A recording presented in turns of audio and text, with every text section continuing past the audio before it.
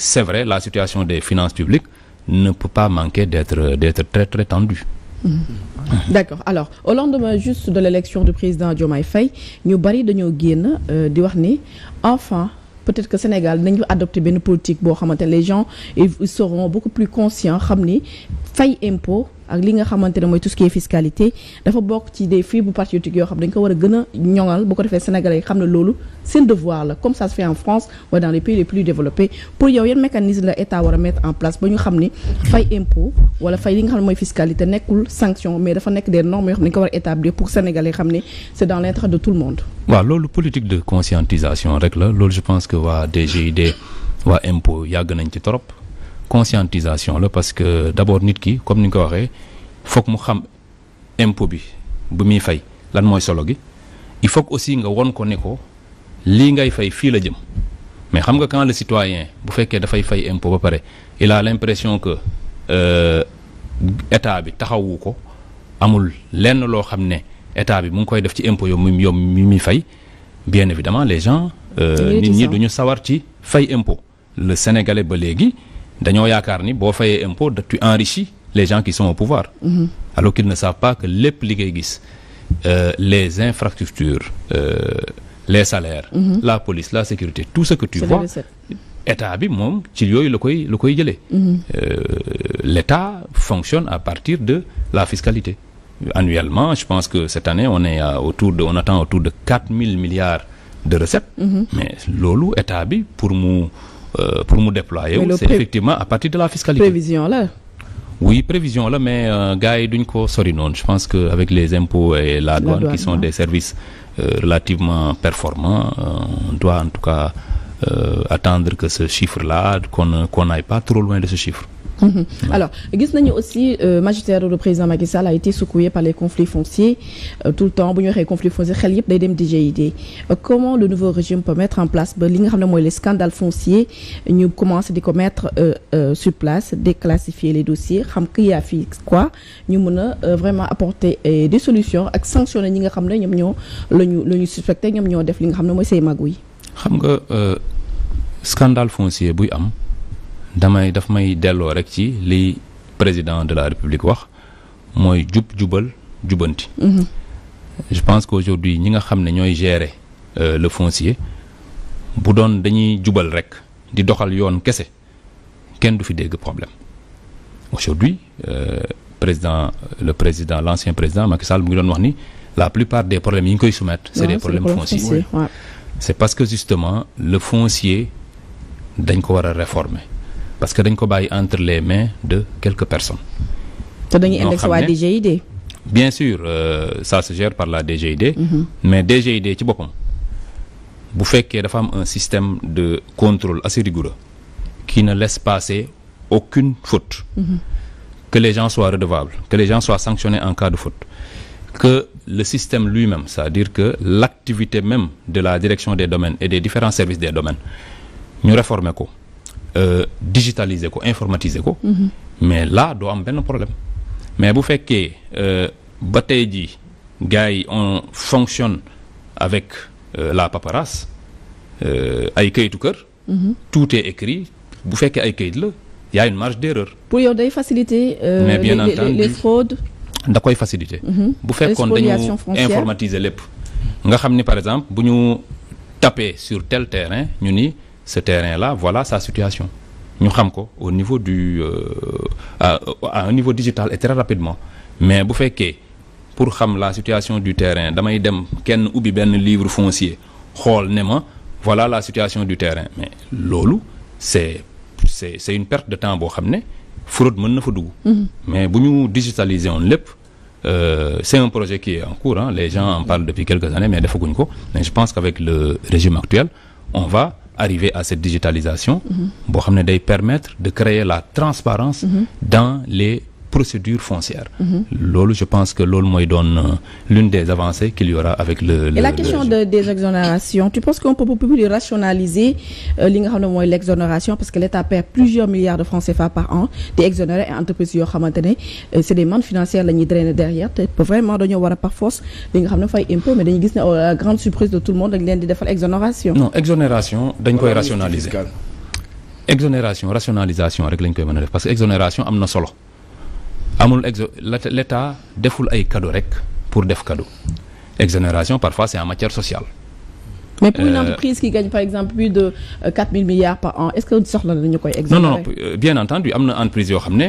dañ am des conventions fiscales ou des exonérations que rien n'explique yooyu c'est des problèmes qui sont là parfois même ñun ñooy créer suñu propre problème mooy maanaam le Sénégal day signer ay conventions avec des états yoo xam ne ñoom sax duñu fi am xam nga convention c'est pour éviter la double imposition. Donc boo ko signé ak dëkk moom day am ay entreprises yuy liggéeyee ci yow nga am ay entreprise yu liggéeyee foofu mais Sénégal day signé ak convention ak dëkk boo xam ne mais dëkk boobu amul benn entreprise au niveau du Sénégal amul benn entreprise foofu. Donc ce qui fait que ça ne tourne que sur un niveau. benn côté rek nga gagné oui nos propres entreprises sax mais c'est un paradis fiscal c'est-à-dire que nos entreprises vont avoir dañuy dem ci dëkk boobu puisque dëkk bi dafa am. Une convention mais absolument inutile et qui est signée avec d'autres pays. Mais les exonérations pour revenir sur ça. dañ ko war a juste rationaliser parce que dans la direction man bi ma nekk les gens font des études pour xam un peu quel est l'impact de l'exonération sur les ménages donc parfois il est utile de faire une exonération c'est pas mauvais en soi mais comme vous le dites il faut bien entendu les rationaliser ne pas en arriver à ce que des entreprises qui sont des multinationales qui gagnent beaucoup d'argent qui sont dans des secteurs porteurs ñu exonérer leen ça n'a aucun sens. Mais surtout que parfois on les exonère même en matière d'impôts locaux c'est-à-dire que dañuy établir fenn la localité mairie bi wala mairie bi war a profiter ci les recettes. Mais ñu exonérer ko ce qui fait que c'est. Est-ce que loolu dafay rentrer ci le cadre du RSE wala ça n'a rien à voir. Bien entendu oui. D'accord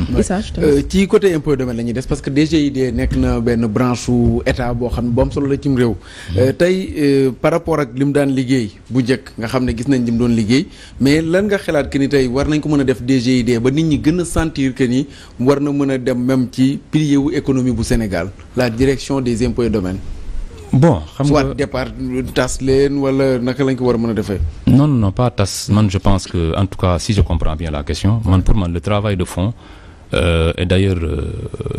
je n'apprends rien aux fiscalistes c'est l'élargissement de l'assiette aujourd'hui dañu war a liggéey sur comment élargir l'assiette nous sommes déjà très bons en matière de taux de pression fiscale on est à 18% même si le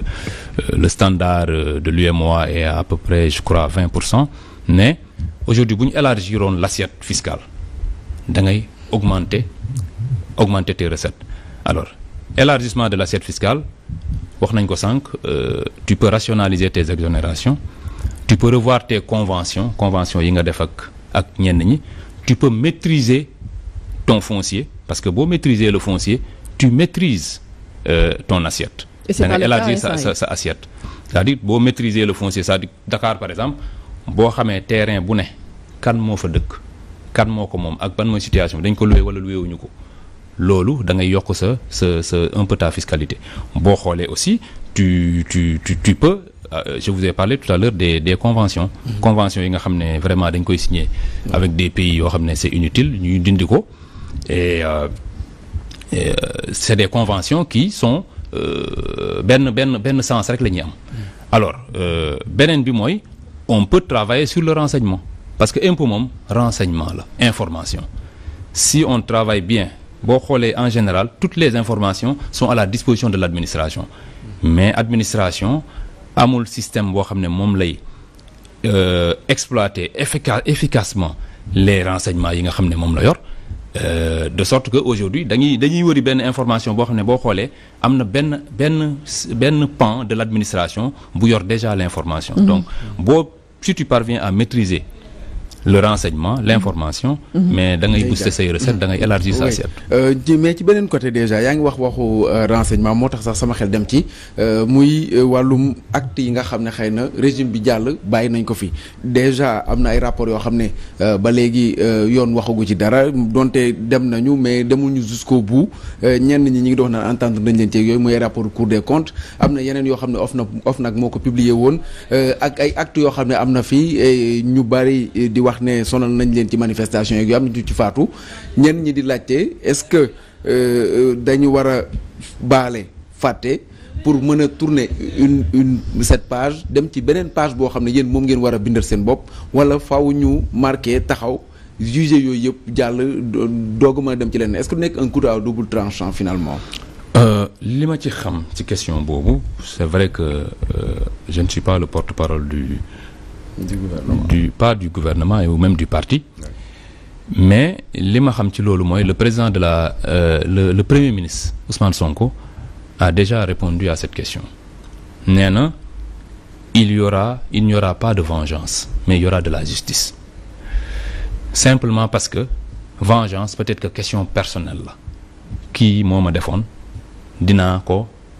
lim ma teg dinaa ko teg non mais dafa am partie boo xam ne justice loolu société bi moo ko moom